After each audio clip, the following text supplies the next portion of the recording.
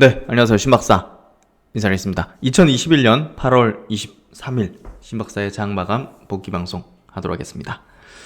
일주일이 밝았습니다. 일주일의 시작 월요일부터 강한 좀 반등을 만들어주면서요. 그래도 좀 이번 한 주 해피하게 시작을 하게 되는 것 같은데요. 지난 금요일날 미국 시장이 이제 강하게 좀 반등 만들어주면서 우리나라 시장이 어떤 반등을 모색하는 그런 어떤 분위기, 에너지가 좀 나올 걸로 생각했는데, 어쨌든 오늘 바이오 중심으로 반등을 거세게 해줬습니다. 다른 이제 업종 종목들도 이제 강하긴 했지만, 어쨌든 수급적으로 볼 때 오늘 바이오 쪽에 쏠림 현상이 있었고 2차전지 쪽에는 악재, 반도체 쪽에서는 외국인 매도가 계속 이어지면서 사실상 좀 제한적인 어떤 흐름을 보였고, 시장의 반등을 코스닥 중심으로 완벽하게 바이오가 좀 이끌었다. 그 중심에 셀트론이 있었다. 그래서 오늘 셀트론을 집중적인 어떤 조명을 해보면서 관련된 내용들 한번 점검을 해보고요. 오늘 2차전지 쪽에서는 LG화학이 굉장히 급락 크게 했습니다. 굉장히 중요한 어떤 변동사항이었고요. 여러가지 어떤 내용 측면, 기술적인 측면에서 중요한 어떤 부분을 좀 보여줬기 때문에 요거에 대한 분석과 의견을 같이 한번 드려보도록 하고요. 오늘 시장에 대해서도 한번 주말간 드렸던 어떤 의견과 이제 덧붙여서 한번 말씀을 드려보는 시간 같이 가져보도록 하겠습니다. 그럼 이제 장 마감부터 해보도록 하죠. 코스피 지수 오늘 0.97% 올랐습니다. 3090포인트. 상승 종목수 압도적입니다. 785 종목. 낙폭이 굉장히 과대했기 때문에 반발 매수도 굉장히 거셌고요. 오늘 기관들이 6천억 정도, 여기 보시면 6천억 정도 거래소 시장에서 순매수했고, 외국인은 오늘 삼성전자에 대해서 2천억 넘게 3천억 가까이 순매도였거든요. 반면 다른 업종은 샀기 때문에 이 정도로 막아졌고요. 외국인들이 오늘 코스닥 완전히 이끌었죠. 2.6% 상승, 993포인트, 1000포인트를 다시 또 다가서려는 흐름이고, 상승 종목 수가 1200억 종목, 압도적이죠. 오늘 코스닥에서 외국인들이 3200억 순매수, 기관이 1100억 순매수, 또 선물시장에서도 외국인이 계속적으로 연속적으로 순매수를 이렇게 1900계약 정도 해주는 그런 모습을 보였습니다. 그래서 오늘 완벽한 어떤 반등을 이뤘다, 어설픈 반등이 아니었다. 얼마 전에 제가 이거 좀 너무 약한 반등인데요, 요날 8월 18일날 얘기 드렸는데, 오늘은 굉장히 거센 반등이었다고 생각되고요. 그래서 단기적으로 볼 때 좀 저점 구간을 만들고 있을 가능성이 높습니다. 오늘이 딱 저점이다 이렇게 얘기 드릴 수는 없지만, 그렇게 얘기할 수 있는 사람도 없을 거고, 그렇게 얘기한다면 뭐랄까요, 무당이죠, 무당. 그래서 어쨌든 지금은 열려있는 상태이기 때문에 조정의 흐름을 이어가고 있는 가운데 반등이 좀 거세게 나온, 반발 매수의 어떤 흐름이 거세게 나온 구간이라 생각되고요. 그런 부분으로 좀 보시면 될 것 같습니다. 오늘 해외 시장도 굉장히 강했어요. 아시아권 증시가, 일본 증시가 1.78% 강세로 마감이 됐고요. 해외 증시 차트도 같이 보죠. 니케이 증시가 이렇게 강한 어떤 반등을 중장기 이평선에서 돌려 세우면서 괜찮은 어떤 그 기술적인 흐름들이 그래도 오늘 최악의 어떤 일로에서 벗어났다는 쪽으로 좀 보시면 될 것 같아요. 일본 증시 1.7% 강세, 그리고 홍콩 0.7% 강세, 음봉으로 좀 밀리긴 했지만 여기 저점대를 확인하려는 형태로 좀 되는 것 같고, 매물이 워낙 이제 거세게 있으니까 되밀리는 흐름이었던 것 같고요. 대만이 가장 유의미했습니다. 2.45% 강세로 얼마 전에 이제 우리나라 시장도 어설픈 반등이었을 때 8월 18일 날 대만도 역시나 5일선을 회복하지 못하는 어설픈 반등이었거든요. 근데 오늘은 보시면 5일선을 돌파하고 유지해서 장대 양봉 영망치, 보통 추세 반전될 때 나타나는 그런 형태의 기술적인 흐름이 좀 전개됐고요. 이런 부분에서 볼 때 단기 바닥권을 형성하고 있을 가능성이 높다. 그래서 대만, 우리나라 증시만 놓고 보는 게 아니라 다른 나라 증시도 같이 놓고 보면서 이런 것들을 좀 판단해 볼 수 있는데, 그런 시그널들이 좀 있었던 것 같다. 이 정도 좀 코멘트를 할 수 있을 것 같고요. 상해 증시도 1.4% 강세로 이중 바닥을 좀 형성시키고 좀 돌리는 형태, 이렇게 좀 보여주는 것 같고요. 오늘 원달러 환율도 좀 안정되는 흐름, 좀 이렇게 밀리는 흐름으로 조금 안정된 좀 모습이 좀 전개된 것 같습니다.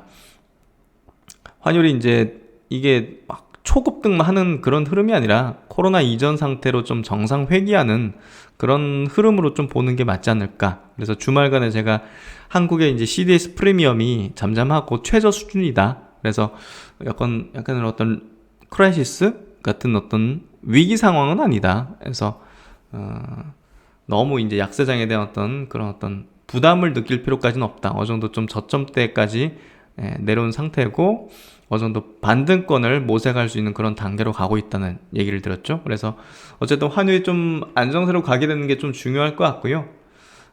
오늘 또 미국 증시가 크게 밀리지 않는 상황만 된다면 괜찮은 흐름이 내일 이번 주 좀 이어질 수 있지 않을까 생각이 되고요. 뭐 잭슨홀 미팅도 있고 여러 어떤 경제지표 발표도 있지만 그런 것들에 대한 어떤 선행적인 움직임들이 증시에서 나타나는 거니까요. 그런 부분에서 오늘은 긍정적인 부분이었고 오늘 미국 시장도 그렇게 막 나쁘지만 않으면 이번 주 장세가 괜찮게 흘러가지 않을까 이렇게 좀 생각이 됩니다. 그래서 이제 코스피 지수는 이렇게 도치 형태로 5일선을 돌파시키진 못했지만 그래도 괜찮은 모습. 코스닥 같은 경우도 사실 5일선을 돌파한 것까지는 아니란 말이죠. 그래서 어쨌든 국내 증시는 조금 더 지켜보면서 판단을 해봐야 될 것 같다는 생각이 들고요. 오늘 코스피 지수는 0.97% 올랐지만 의약품 업종은 2.8% 상승했습니다. 셀트리온 그룹이 좀 주도했다 보시면 될 것 같고 코스닥 지수는 오늘 2.6% 상승했지만 코스닥의 제약업종 지수는 3.5% 상승하면서 오늘 시장 대비 압도적으로 제약바이오 업종이 강했고 이끌었다. 이렇게 좀 이해하면 될 것 같습니다. 수급 정리해 볼게요. 오늘 코스피 시장에서 외국인은 280억을 순매도했는데요. 오늘 2차전지 쪽이죠. 거의 LG화학이라고 보면 됩니다. 2600억 2차전지 쪽 매도. 의약품에서 1500억 순매수. 전기전자 거의 대부분 삼성전자입니다. 2800억 순매도. 나머지는 골고루 좀 순매수하는 경향.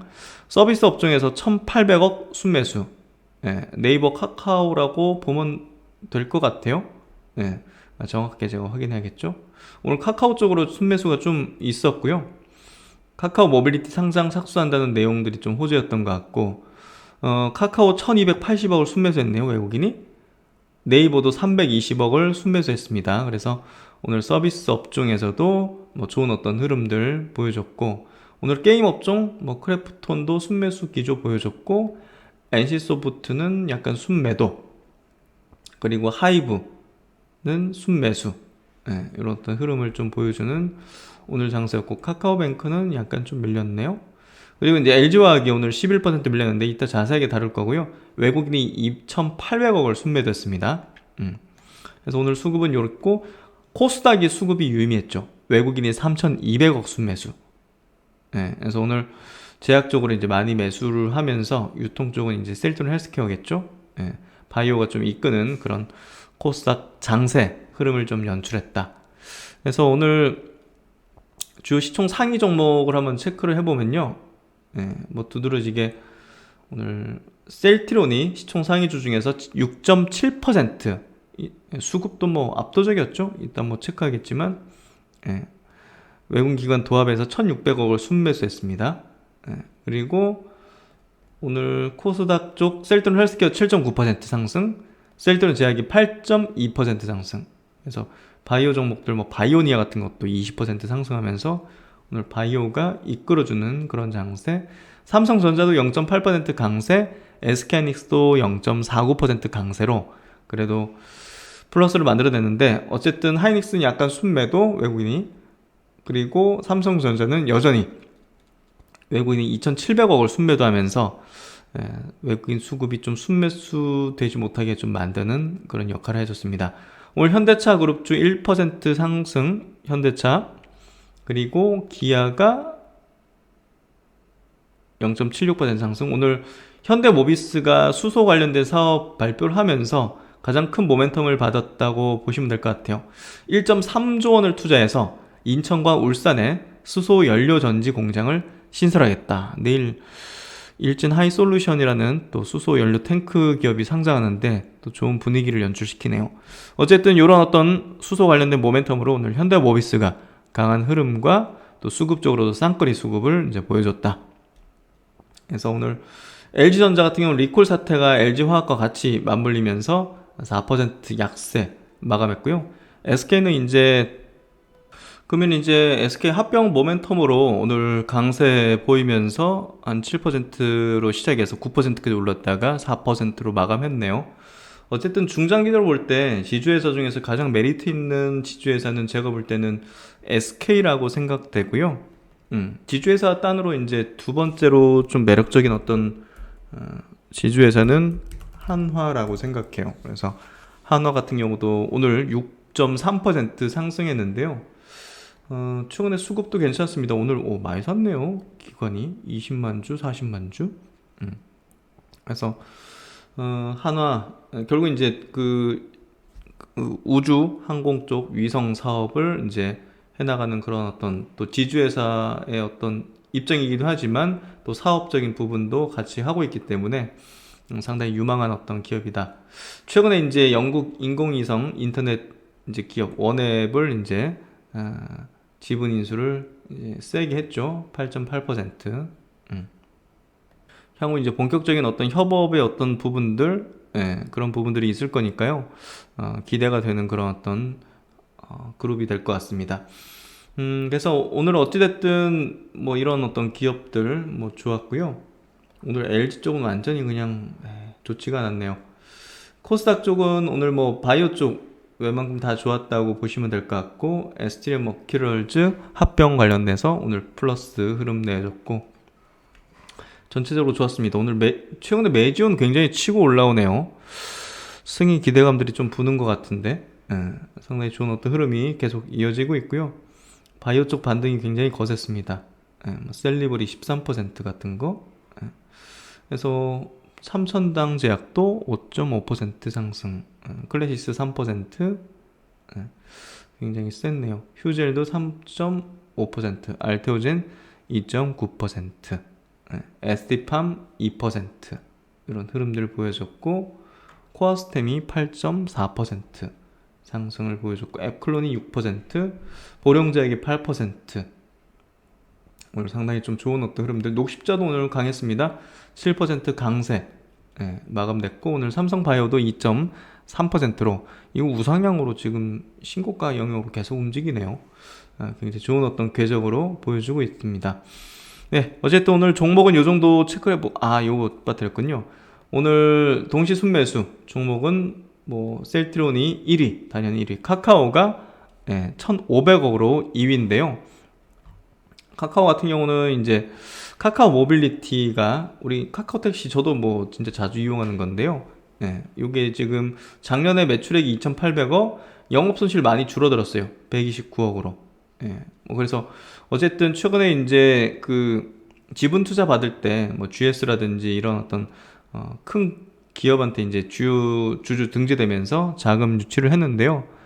밸류를 굉장히 좀 높게 받았습니다. 한 4, 5조 정도 받고 투자를 받은 걸로 4조 정도 기업 가치를 받아서 LG, GS 칼텍스, GS 에너지를 주주로 맞이했고, 이게 상장하면 7, 8조 정도는 될 거라는 지금 예상을 하고 있거든요. 예상 기업 가치만 최대 8조. 그래서 뭐 결국은 이런 모멘텀들이 좀 있다는 부분에서 카카오가 그냥 죽진 않고요. 이게 그러니까 너무 과도하게 밀리면 저점 단기적인 트레이딩 관점에서 좀 접근하면 좋겠다는 생각이 들어요. 그래서 카카오는 그런 관점에서 보면 좋을 것 같고, 삼성 SDI가 오늘 780억 순매수로 2차전지 내에서 좀 강했네요. SK이노베이션도 2% 상승, 네이버 1.6% 상승, 삼성바이오로직스가 오늘 수급 좋았고, 크래프톤은 꾸준하게 수급 들어와요. SK바이오산스도 그렇고, 오늘 한화가 좀 많이 들어왔고, SK텔레콤도 2.9%로 강한 수급이 들어왔습니다. 현대차 수급 들어왔고요. 그리고 이제 코스닥에서 바이오 종목들이 완전히 그냥 장악을 했네요. 파마리서치 이런 것들, 시젠도 좋았고, 셀트론, 제약 셀트론, 유바이로직스, 메지온도 최근에 수급이 좀 들어오는 형태가 되고 있습니다. 안트로젠도 39업, TNR 바이오팹도 최근에 주가가 그냥 신고가 계속 경신하는 그런 흐름을 보여주고 있죠. 그래서 지금 시장 내에서 바이오가 좀 주도하고 바이오가 가장 좋은 수급을 보여주고 있는 그런 흐름이 되고 있고요. 종목은 여기까지 한번 보도록 하겠습니다. 그러면 오늘 시장을 주도했던 바이오 섹터 내에서 가장 임팩트 있게 이제 올라준 셀트론 그룹에 대해서 좀 체크를 해보겠습니다. 오늘 신한증권에서 나온 NDR 후기 레키로나의 시간이 다가온다. 요 리포트가 그래도 좀 임팩트가 컸던 것 같아요. 기업 설명회를 했는데 그 내용을 좀 자세하게 다뤘고 또 하반기에 대한 기대 가치를 좀 높일 수 있는 내용과 의견 이렇게 좀 구성이 되면서 어쨌든 오늘 시장에서 사실 삼성전자 이제 전체적인 어떤 지수 차원에서도 이제 반등권에 위치했고 또 이제 미국 시장 오르면서 반등의 흐름이 오전부터 전개됐는데 삼성전자에 대해서 이제 외국인들이 계속 오전부터 매도를 했습니다. 그래서 상승이 좀 제한적이었죠. 아니 계속 외국인이 패대기 치는데 누가 그걸 끌어안겠어요? 적극적으로 사겠어요? 그러다 보니까 이제 주도하는 어떤 시장의 수급 자체가 LG 화학도 이제 GM과의 어떤 그 화재, 전기차 화재로 이제 리콜 사태 때문에 분담금 내야 된다는 그런 우려감들이 작용하면서 이제 뭐 폭탄을 거의 떠안았죠. 그러다 보니까 2차 전지도 분위기 별로 안 좋고, 그럼 반등을 좀 만들어낼 수 있는 섹터 자체가 사실 남아있는 게 뭡니까? 바이오밖에 없죠. 그래서 그쪽으로 더 쏠림이 현상이 벌어졌고요. 시총 상위 끌어올리면서 특히나 이제 셀트론 그룹주가 가격적인 메리트나 밸류 메리트가 최근에 상대적으로 더 높고 또 이제 이렇게 또 기대 가치를 높이는 하반기에 대한 전망들이 좀 나오면서 수급이 완전 쏠렸던 것 같아요. 그래서 오늘 흐름을 계속 이제 보면서 장중에 보면서 이번에 셀트론 그룹주에 대해서 큰 손들이 상당히 좀 들어오는구나 하는 걸 수급의 어떤 힘에서 느낄 수가 있었고요. 그래서 이제 오늘 굉장히 큰 급등을 좀 만들어낸 것 같습니다. 내용 한번 들어가 보면요. 제목은 이제 레키로나의 시간이 다가온다. 결국 이제 제목을 요거 다른 게 결국 이제 레키로나가 하반기에는 미국과 유럽에 진출할 가능성이 굉장히 높아지고 있다. 그리고 성과를 낼 가능성이 높아지고 있다. 요 얘기고요. 또 이제 실적적인 부분에 대해서도 이제 자세히 다루는데 하반기부터는 실적의 반등이 좀 이뤄질 걸로 생각이 된다. 그래서 그런 부분으로 좀 구성됐고 목표 주가는 올리진 않고 이제 유지를 했습니다. 32만원. 그래서 주요 내용 요약된 건데요. 17일부터 20일 4일간 셀트론의 이제 NDR 기업 설명회를 이제 진행했고요. 주요 내용은 2분기 실적 리뷰와 함께 코로나19 항체치료제 레키로나의 미국 및 유럽 진출 가시화. 두 번째는 하반기 실적 반등과 관련된 실적 1분기, 2분기 그렇게 시장 기대치에 좀 못 미치는 걸 내놨으니까 3, 4분기는 좀 어떻게 좋게 나올까? 이 얘기 하는 거죠. 먼저 이제 레키로나의 경우 미국, 유럽 진출은 빠른 시일 내 이뤄질 전망이다. 미국의 경우 긴급 사용 승인 신청을 위한 사전 미팅을 FDA와 수차례 진행했으며 조만간 긴급 사용 승인 신청이 이뤄질 예정이다. 앞선 코로나19 치료제들의 사례를 감안했을 때 신청 이후 약 1개월 후 승인이 이뤄질 것으로 기대되는 만큼 이르면 4분기부터 미국 진출이 본격화될 전망이다. 유럽 역시 앞선 3월 EMA로부터 정식 품목 허가 전 사용 권고 의견 및 조건부 허가를 받은 만큼 이 시에 이제 가이드라인에 따라서 10월 이전에는 정식 허가 획득 후 본격적인 시장 진출이 예상된다. 특히 최근에 이제 경쟁사였던 일라일리의 코로나19 항체 치료제가 변이에 대한 효능 입증에 실패하면서 매출이 뚝 떨어져 버렸죠. 그 반사 이익을 이제 리제론이 좀 받았다고 보여지고요. 가이던스 하향 조정이 이뤄졌던 만큼 이미 세포주 시험 및 동물 효능 시험에서 대다수 변이 대상으로 중화 능력을 입증한 레키로나의 미국 시장에서의 성과는 시장 기대치를 상회할 가능성이 높다라고 이렇게 전망을 하고 있습니다. 그리고 이제 실적에 대한 내용인데요. 2분기를 저점으로 하반기부터는 실적 반등할 걸로 이제 전망이 되고 있다. 결국 이제 인플렉트라, 미국에서 인플렉트라 매출이 상당히 좀 빨리 올라오고 있죠. 미국의 이제 바이오시밀러 정책의 큰 변화, 동료 정책이 본격화되면서 미국에 대한 시장 점유율이 높아지고 있고, 또 이제 화이자 존슨앤존슨이 또 소송에 합의를 하면서 또 임펠레트라 매출이 늘어날 수 있는 그런 요건들이 좀 만들어진 것 같아요. 상반기 대비해서 약 2배 성장할 것으로 전망이 되고 있다는 점도 굉장히 매출에 우호적이고요. 또한 레키로나의 진출 국가수 확대, 후속 바이오시밀러인 유플라이마 출시 효과까지 가세함에 따라서 하반기 매출은 상반기 대비 27%, 영업이익은 35% 증가할 전망이다.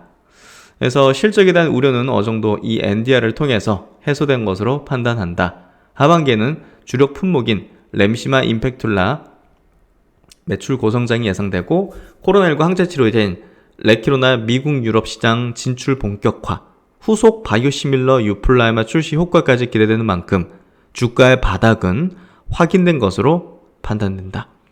목표 주가에는 미국 레키로나 매출을 반영하지 않은 만큼 향후 레키로나 판매 성과 및 하반기 실적 성장 폭에 따라서 목표 주가 상향 여지는 충분하다. 그러니까 목표 주가를 올리지 않은 이유는 레키로나 매출이 어떻게 나올지 모르니까, 사실 그 부분이 어느 정도 좀 선진국에서 수주가 되는 부분이 확인이 되면 아마 목표 주가를 상향시킬 것 같고요. 그래서 이제 올해 매출은 2조 원 수준의 영업이익은 8,600억, 퍼단으로 53배, 내년에는 2조 한 5천억 정도의 매출과 1조 원 정도의 영업이익, 45배 정도 퍼를 전망을 하고 있고요. 그래서 이제 리포트 내용 자세하게 들어가면요, 레키로나의 시간이 다가온다 해서 미국 FDA 긴급 사용 승인 신청이 조만간 이뤄질 것이고, 유럽 정식 품목 허가 역시 10월 내로 이뤄질 것이다. 어쨌든 올해 이제 2분기 레키로나 이제 매출은 약 830억 원, 그리고 출시 이후에 누계 매출액은 1,020억을 이제 형성하고 있고요. 선진국에서 이제 찍히는 게 중요할 것 같은데, 일단은 미국에서 이제 대부분의 항체치료제 매출이 발생했는데요. 그 중에서 리제네론이 압도적인 어떤 매출을 냈습니다. 출시 이후, 작년 3분기 출시 이후 지금까지 4조 3천억 정도 매출을 냈고요. 미국 외 지역에서 제조 및 유통은 로슈가 담당하면서, 이 또 유통망 굉장히 막강한 업체가 또 전담하다 보니까, 그런 어떤 유럽이나 이런 지역에서도 셀트리온의 어떤 영업력을 압도하는 그런 어떤 모습을 좀 보인 것 같아요. 그래서 셀트리온이 이제 임상 결과만을 놓고서 보면 뭐 릴리사나 이제 리제논에 뒤지는 건 아니잖아요. 그럼에도 불구하고 사실상 이런 빅팜에 좀 밀리는 그런 어떤 레퍼런스가 아니었을까 하는 생각이 들고요. 그래서 4조 원 넘게 이제 리제논이 매출을 냈고, 일라이릴리는 사실 이번에 이제 변이에 효과 없는 게 좀 밝혀지면서 사실 좀 경쟁에서 좀 이탈하는 그런 흐름을 보인 것 같고, 어쨌든 지금 작년 4분기 출시 이후는 2조 1,600억 정도의 매출, 뭐 마찬가지입니다. 86% 미국에서 이제 매출을 냈고요. 레키로나 같은 경우 3상 결과가 경쟁 항체 치료제들과 비교시 경쟁력은 충분하죠. 그래서 이런 부분에서 볼 때 뭐 유럽과 미국에서 어느 정도는 매출을 낼 가능성은 충분히 높다, 이렇게 좀 얘기를 하고 있고, 여기서도 이제 계속 얘기하는 거는, 반복하는 거는 셀트론의 레키로나 경쟁력은 충분하다. 경쟁력은 데이터로는 충분한데, 일단은 이게 좀 매출로 지킬 수 있는 그런 어떤 계약 소식이 좀 떨어지는 게 필요하겠죠. 지금 후발주자라고 불리던 아스트라제네카, 비어, GSK 같은 경우는 FDA EUA를 이제 획득했습니다. 그래서 이거 셀트론보다 이렇게 앞서서 되는 건지는 잘 모르겠지만, 어쨌든 좀 빅팜의 레퍼런스가 좀 유리하게 작용한 게 아니었을까 하는 생각이 들고요. 이미 이제 비르 같은 경우는 유럽연합하고 최대 22만 도주의 공급 계약을 체결을 했습니다.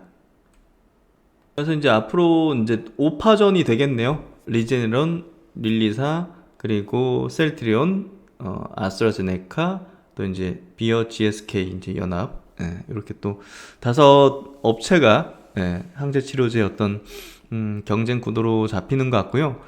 어쨌든 이제 코로나와 이제 공존하는 그런 방향으로 정책들이 선회하고 있기 때문에 향후 이제 치료제 부분에서 조금 중요도는 높아질 걸로 생각이 되고요. 뭐 그런 부분에서 하반기에는 좀 좋은 소식이 있지 않을까 그렇게 좀 기대를 해볼 수 있을 것 같습니다. 그래서 이제 셀트론의 레키로나 같은 경우 지금 어떤 상황을 보면요. 인도네시아 그리고 브라질에서는 긴급 사용 승인을 획득했죠. 그리고 호주에서는 흡입형으로 지금 임상 1상 IND 승인을 획득했고 이제 임상 들어갈 이제 부분으로 들어가죠. 그리고 이제 유럽 연합 집행위원회에서 유망 코로나19 치료제로 선정이 됐고요. 역시나 이제 릴리사 거 그리고 리레넬은 GSK 거도 이제 유망 코로나19 치료제 선정됐고요. GSK 거도 굉장히 임팩트가 큰 게 지난 3월 달에 임상 데이터 모니터링 위원회 이쪽으로부터 임상 효능이 우수하다고 판단해서 임상 조기 중단 권고를 받았죠. 그래서 이런 부분들이 또 상당한 좀 영향력을 향후에 좀 미칠 가능성이 높다. 이렇게 좀 생각이 되고요. 주요 이제 코로나19 항체 치료제 분기별 매출 추이를 보면 셀트론이 어쨌든 뭐 한 800억 이게 한 1000억 정도 되는 거죠. 아까 이제 나온 자료 릴리사는 이제 4조 좀 넘고 그리고 릴리 사건은 이제 2조 좀 넘고 리제어는 이제 4조 정도 되는 그런 어떤 매출을 보여주고 있고요. 그래서 이제 신한금융에서 이렇게 회사 자료죠. 회사 자료고 그걸 바탕으로 해서 신한금융에서 추정한 부분들을 보면 레키로나 매출 추정에서 3분기 한 640억 정도 그리고 4분기에 1,400억 정도 내년 1분기에 1,600억 정도. 그러니까 유럽 쪽에 이제 정식 승인 받거나 미국에서 긴급 사용 승인을 좀 획득할 경우를 전제해서 이렇게 좀 매출을 산정한 것 같아요. 그래서 어쨌든 이제 제3국에 대한 매출은 크진 않을 거고 결국은 유럽과 이제 미국이 결국 이제 매출 규모에서 크게 좀 이제 계약을 맺는다면 크게 이제 잡히게 될 텐데 어쨌든 거기에서 어떤 승인 그런 것들을 허가들이 좀 이제 나와야 뭔가 좀 매출이 찍힐 수 있다는 걸 전제한 것 같아요. 그래서 그런 것들을 승인을 받게 되면 이렇게 또 내년도 내후년도에 대해 매출이 좀 꾸준히 분기 단위로 낼 수 있는 가능성들에 대해서 좀 추정한 것 같아요. 그러면 이제 이번 리포트에서 가장 중요한 이제 기업 설명의 주요 Q&A 정리인데요. 첫 번째는 이제 가장 뭐 중요하니까 첫 번째가 아닐까 싶은데요. 하반기 레키로나 관련 전망은 어떻게 되는가라는 질문에 하반기 공급 증가에 대해서 사측은 이제 긍정적으로 보고 있다. 백신 보급 증가에도 불구하고 상관없이 돌파 감염은 계속 나오고 있다. 그래서 백신 보급률이 높아진다 하더라도 치료제에 대한 어떤 필요성, 수요라든지 이게 없어지기보다는 줄어들기보다는 이런 돌파 감염 같은 게 변이에 대한 부분들이 계속 나오고 있기 때문에 결국은 이런 환자들에게 가장 효율적인 건 항체 치료제다. 미국, 유럽 하반기 중 결과가 나올 텐데 EMA는 우리뿐만 아니라 다른 모든 경쟁사들도 지금 현재 승인을 받지 못했다. 그런 부분들을 고려했을 때 EMA에서 발표했던 자료를 보면 10월 내로 3개 치료제를 승인한다고 했는데요. 그 안에 레키로나도 포함되어 있을 거라고 보고 있다. 그래서 리제네론 거 그리고 릴리께 사실 변이에 약간 릴리께 변이에 좀 효과가 없는 게 좀 밝혀지면서 아마도 요 3개 치료제에 좀 들어가기 쉽지 않을 것 같고요. 셀트론 거는 이제 일단 동물 임상에서 확인됐고 또 이제 비르 거 비르 거가 굉장히 좀 좋은 효능을 내고 있기 때문에 요 3개의 가능성이 좀 높죠. 그래서 그 안에 레키로나도 포함되어 있을 거라고 보고 있다. 그 시점을 기점으로 해서 규모는 예상하기 힘들더라도 상당히 의미 있는 숫자가 나올 수 있을 듯하다. 그래서 유럽에서 셀트론이 갖고 있는 그 평판 자체가 굉장히 좋잖아요.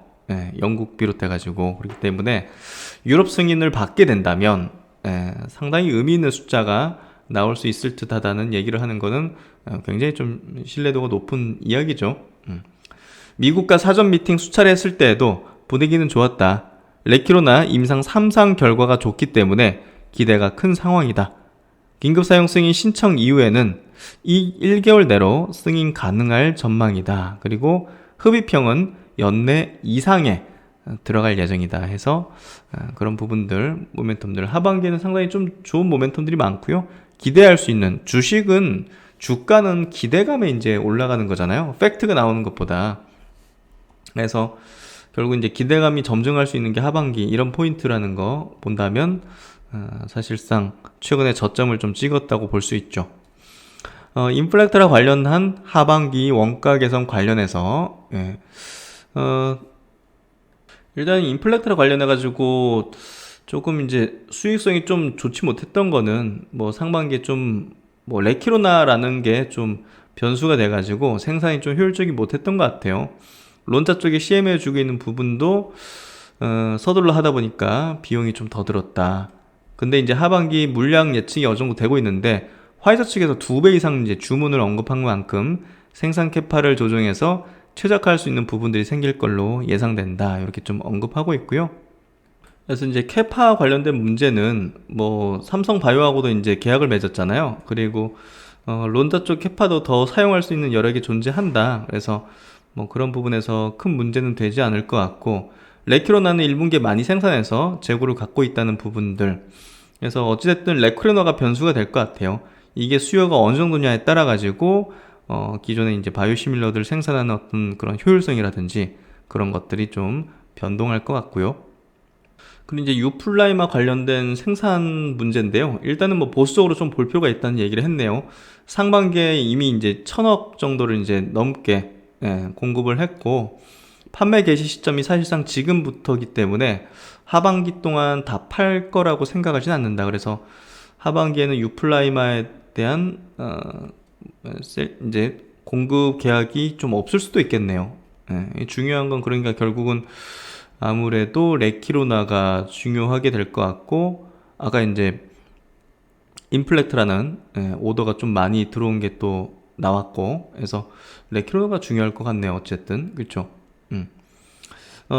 다만 시장 잠식은 빠를 듯하다. 트루시마처럼 우리 예상보다 침투가 빨랐던 사례는 있다. 유플라이마가 오리지널보다 저렴하고 저농도 버전 바이오 시밀러보다 가격 차이가 거의 없다. 따라서 이제 유플라이마 공급됐을 때 안 쓸 이유는 없다고 본다. 저농도는 차츰 비중이 축소될 것이고 경쟁사들 역시 최근에 고농도로 넘어가기 위한 작업을 진행 중이라고 알고 있다. 하반기에 유플라이마 매출은 빠르게 올라오겠으나 출시 시점이 늦은 셈이라 이미 이제 상반기에 공급한 걸 소화하고 더 오더가 가능할지는 좀 지켜볼 필요가 있다. 그래서 유플라이마에 대한 어떤 부분은 조금 보수적으로 볼 필요가 있을 것 같고 헬스케어가 얼마나 좀 잘 파는지 여부가 굉장히 좀 중요할 것 같네요. 램시마 SC 매출 전망인데 참 이게 어려울 거예요. 일단 올라오는 속도가 굉장히 빠르다고 합니다. 1분기는 작년 4분기 대비해서 70% 이상 증가를 했으니까 이 속도가 이제 빠르게 진행되고 있다. 램시마 SC에 대한 가격 할인도 진행 중이지는 않다. 오히려 이제 고가 정책을 유지하면서도 잘 팔리고 있는 상황이다. 램시마 SC 매출 확대를 위해서는 IV를 이제 정맥 주사제를 투여받은 환자들에게서 전환이 이루어지는 거기 때문에 그 비율이 바뀌는 게 큰데 가격이 높은 건 사실이다. 좀 가격이 높은 부분에 대한 언급을 하네요. 그럼에도 불구하고 증가하는 속도는 나쁘지 않고 23년 미국 시장 진출도 감안해야 하지 않을까 싶다. 영국, 독일, 프랑스 등 소위 돈 있는 국가들의 경우엔 많이 이제 판매 속도가 좀 올라오고 있다는 얘기를 좀 언급하는 것 같고요. 또 이제 익수자 관련된 지분, 이게 주가 측면에서 볼 때 향후 밸류에이션을 결정하는 게 결국은 신약 부분의 성과 부분, 기대가치 부분이라고 볼 수 있는데요. 그런 부분에서 이 익수다 관련된 성과들이 향후에 나오는 건 굉장히 중요할 것 같아요. 익수다의 최대 주주가 되는 쪽으로 지분 투자가 이루어지고 있고 그렇게 되면 그 파이프라인들은 가져오게 되는 형태가 될 것이다. 익수다의 경우 우리와 협업이 될 수 있는 ADC 파이프라인들도 있고 고유 ADC 플랫폼을 갖고 있기 때문에 이를 바탕으로 우리와 확장할 수 있는 영역들도 존재한다. IR 자료에 언급된 CDMO라는 표현은 익수다가 갖고 있는 파이프라인들을 갖고서 우리가 여러가지 형태로 상업화해서 쓸 수 있다는 것을 의미한다. 가령 자체적인 바이오시밀러 라인을 확장하거나 기존 존재하는 ADC 시밀러를 개발할 수도 있다는 것이다. 그래서 앞으로 이제 익수다 관련된 성과는 또 이제 그 레고캠 바이오하고 이제 연결돼 있으니까 레고캠 쪽에서 나오는 어떤 내용이나 이런 것들도 우리가 또 챙겨보면서 익수대 어떤 성과들, 그리고 거기에 따른 또 셀트론의 또 성과까지 같이 한번 체크를 하면 될 것 같습니다. 중요하다고 생각해요. 그리고 이제 하반기 실적에 대한 가이던스인데, 변동성 폭이 좀 크기 때문에 답변 드리기 어렵다. 사실 좀 어렵죠. 지금 예상을 하긴 상당히 어렵는데, 상반기보다는 나아질 수 있는 어떤 가능성의 포인트들이 좀 많기 때문에, 결국은 그런 기대감들이 하반기는 좀 주가 측면에 작용할 가능성이 높다는 거죠. 그리고 이제 다른 바이오시밀러 지금 개발하고 있는 거에 대한 업데이트를 보면요. 아바스틴은 3상이 종료됐고 조만간 허가 신청 들어갈 예정이다. 그리고 후속 바이오시밀러들은 임상이 들어가면서 공개될 예정이다. 키트루다 등도 포함된다는 게 좀 의미가 클 것 같네요. 엄청난 면역 항암제죠. 파트너십을 체결한 트라이링크에 대한 언급도 하고 있는데요. 핵심 기술 중 하나가 고유 벡터다. 그렇죠. 우리도 고유 벡터를 가지고 있어서 다른 유망한 후보 물질이나 바이오시밀러 개발에 도움이 될 것으로 기대를 하고 있다. 참고로 스텔라라 바이오시밀러는 2023년 한 10조 원에 달하는 매출을 내는 제품이죠. IVSC랑 둘 다 개발 중이다. 교차 처방 시장이 크기 때문에 두 제형 모두 개발할 계획이다 해서 향후 좀 성과들이 좀 나오게 될 것 같고요. 그리고 이제 3사 합병 관련해 가지고는 어쨌든 꼭 연내 마무리할 필요는 없다. 그래서 크게 뭐 언급한 내용은 없는 것 같아요. 그렇죠? 그리고 CMO 사업을 확대할 가능성이 있는가? 없다. 단호한데요. 사실 이제 CMO는 수익성이 낮잖아요.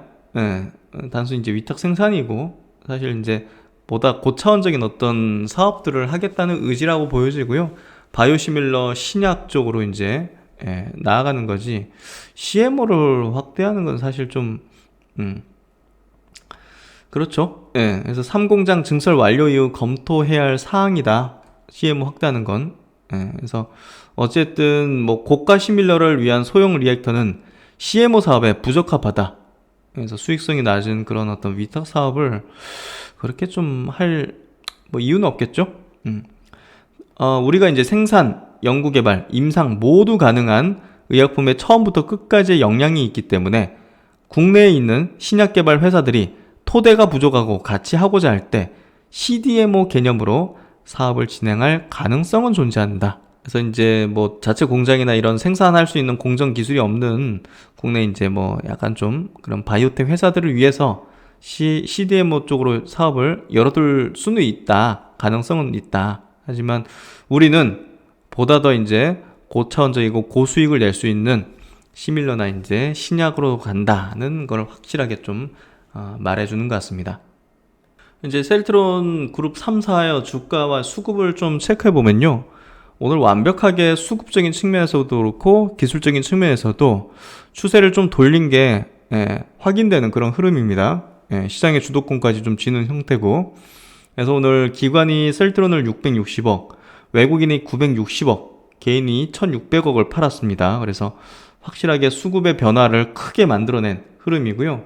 주도권을 쥐어가는 흐름입니다. 셀트론 헬스케어도 마찬가지로 기관이 22만 주, 외국인이 거의 40만 주에 달하는 금액을 이제 순매수했고요. 개인은 730억을 순매도했습니다. 그리고 셀트론 제약, 최근에 탄력이 가장 강했다고 얘기는 셀트론 제약입니다. 역시나 기관이 51억, 외국인이 204억을 순매수했고 개인이 250억을 순매도했습니다. 중장기 이평선 위에 있기 때문에 가장 탄력적인 어떤 흐름을 보여주고 있고요. 셀트론은 아직은 중장기 이평선 가인 이제 사이에 좀 껴있는 상태죠.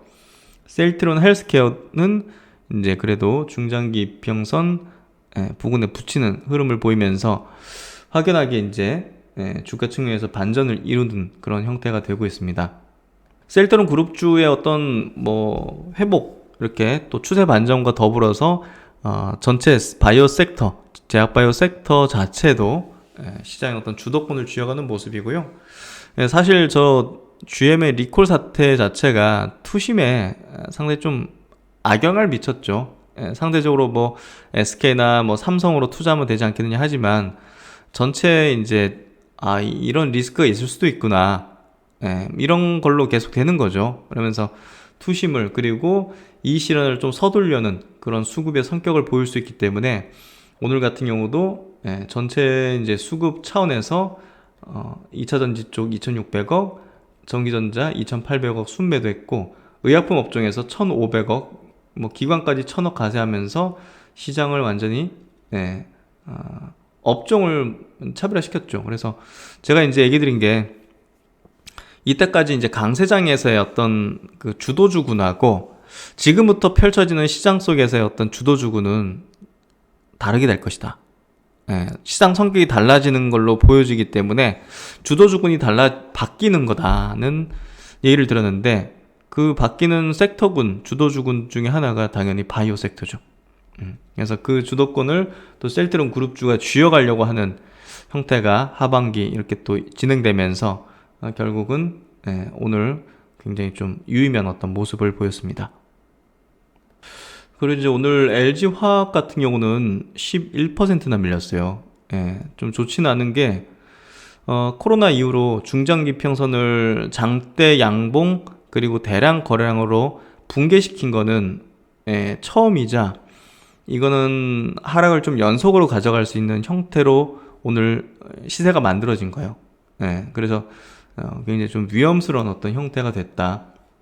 그렇다고 뭐 LG화학이 나락으로 가진 않겠지만 적어도 여기서 이 물량을 흡수하고 소화하면서 되돌리면서 정고점을 타진하는 방향으로 나가는 거는 이런 식으로 해서 요 정고점을 돌파시키는 흐름으로 가는 거는 조금 어려워졌다. 이렇게 좀 얘기를 할 수 있을 것 같고요. 외국인이 35만 주를 오늘 순매도했습니다. 금액으로 치면 2,800억을 그대로 이제 순매도하면서 2차전지 섹터를 상당히 좀 좋지 않게 만들었고요. 거량이 실려버렸어요. 이거는 진성하락인 거죠. 그래서 이때까지는 계속 지지를 받아줬죠. 지지 받아줬는데 계속 이제 닿을 듯 닿아버리고 이번에 붕괴시켰기 때문에 이건 좀 좋지는 않은 하락의 어떤 모습을 보였다. 관련해서 이제 미래에셋 리포트를 한번 좀 보도록 하죠. 미래에셋 증권에서 나온 리포트입니다. GM 리콜 관련 코멘트입니다. 조사 결과에 따라서 추가 충당금 설정 가능성에 대한 부분이고요. 이 리콜 사태, 이게 이번에 얼마 이렇게 내고 하는 문제가 중요한 게 아니라 우리 주가 측면에서요. 주가 측면에서 그게 중요한 게 아니라 이런 게 또 발생될 수 있구나 하는 그런 어떤 우려감들이 선행적으로 이제 고점을 형성시키게 만드는 그런 형태로 좀 될 것 같아요. 그래서 향후에 이제 배터리 사업부가 상장하지 않습니까? 이제 빠져나온 수급들은 기다리고 있다가 이제 그쪽으로 들어간다든지 할 것 같고, 여기선 더 이상 이제 강력한 수급이 붙기는 굉장히 좀 쉽지 않게 됐다. LG화학에 대해서 그렇게 좀 얘기를 할 수 있고, GM은 리콜 배경에 대해서 드문 경우지만 같은 배터리 셀에 음극 탭이 찢어지고 분리막이 접혀있는 제조 결함이 나타날 수 있어 화재 위험이 증가한다고 밝혔다. 사실 이게 배터리 그 분리막 문제가 아닐까 싶은데 SK랑 좀 안 좋았던 것들이 좀 문제가 더 된 게 아닌가 하는 생각도 좀 드는데요. 어쨌든 해당 배터리 모듈은 셀은 LG화학, 모듈은 LG전자가 이제 납품하기 때문에 어쨌든 오늘 LG전자도 여기에 따른 어떤 하락 파동을 좀 보였죠. 근데 이제 LG전자는 좀 다르죠. 추세적으로 붕괴된다 이런 부분보다는 여기서 메인의 어떤 붕괴는 LG화학이었던 것 같고요. 7월 리콜 당시에는 LG전자가 2,300억, LG화학이 910억 원의 충당금을 설정했었죠. 그래서 향후 조사 결과에 따라서 추가적인 충당금 설정 가능성이 높아졌다는 부분이 이게 이제 진행령의 어떤 악재로 좀 작용하는 것 같고요. 하지만 이제 여기 리포트에서 짚는 거는 중장기적으로는 성장을 위한 과정으로 판단한다. 지속되는 리콜 이슈로 주가 조정. 그러나 중기적으로는 성장을 위한 과정으로 판단한다. 그렇죠? 기업의 입장에서는 중기적인 어떤 성장의 과정이라고 볼 수가 있고요. 예, 우리가 주가 보는 관점과 기업의 가치와 어떤 성장을 하는 부분은 기업의 이제 가치, 그리고 주가의 어떤 흐름하고는 다릅니다. 시점이 다릅니다. 그래서 그 부분이 주식할 때 어떻게 보면 가장 중요할 수도 있는 거예요. 왜냐하면 호재 나오면 올라가고 악재 나오면 떨어지는 거에 대해서 생각하지만 악재 나오면 이제 동행해서 떨어지긴 하죠. 오늘같이 이제 악재 나오면 그냥 떨어지죠.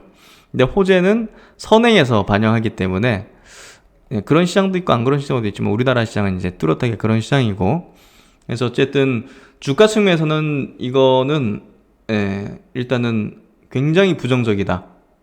굉장히 부정적이고 추세는 꺾였다. 이렇게 좀 볼 수 있을 것 같아요. 그래서 향후에 이제 상승의 어떤 추세와 그럼 주가 부분에서는 신규로 상장하는 배터리 사업부가 담당하게 될 것이고, LG화학은 좀 아쉽지만 제가 볼 때는 상당히 좀 안 좋은 구도로 가게 됐다. 그래서 GM 리콜 이슈로 LG화학 주가는 크게 하락. 그러나 현대차 사례와 유사한 충당 비율을 감안하더라도 당일 주가 하락은 과도하다. GM은 이미 판매된 물량을 대부분 리콜을 결정했다. 시장의 우려는 향후에도 이러한 리콜이 지속되면서 LG화학의 점유율이 하락하고 중기적으로 배터리 마진이 둔화될 수 있다는 것이 바로 시장의 우려다. 리콜 이슈가 지속될지는 예측하기 어려우나 불확실성이죠. 적어도 이 이슈가 LG화학의 기술력 부족 때문이라기보다는 배터리 양산 기술 자체의 난이도가 높기 때문이라고 판단한다. 지속적인 리콜 이슈로 인해 신규 배터리 업체들의 시장 진입은 더 어려워지고 배터리 시장 과점도는 높게 유지될 전망이다. 중기적으로 전기차 시장 확대는 불가피하며 고품질 배터리를 납품할 수 있는 업체는 제한적. 이에 따라서 LG화학의 점유율 하락이나 배터리 마진 둔화 가능성도 낮아 보인다. 단기 변동성 예상되나 중장기 관점에서는 성장을 위한 과정으로 판단한다.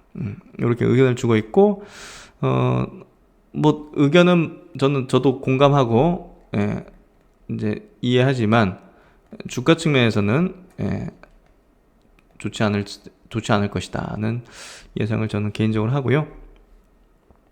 어쨌든 배터리 이제 섹터는 올라오면 올라올수록 계속 매도 의견을 계속 들어왔고요. 그런 부분에서 아마 제 의견에 대해서는 잘 알고 계시리라 생각합니다. 어쨌든 2차 전지 쪽은 좀 주의가 필요한 어떤 섹터라는 얘기를 좀 다시 한번 드리도록 하겠습니다.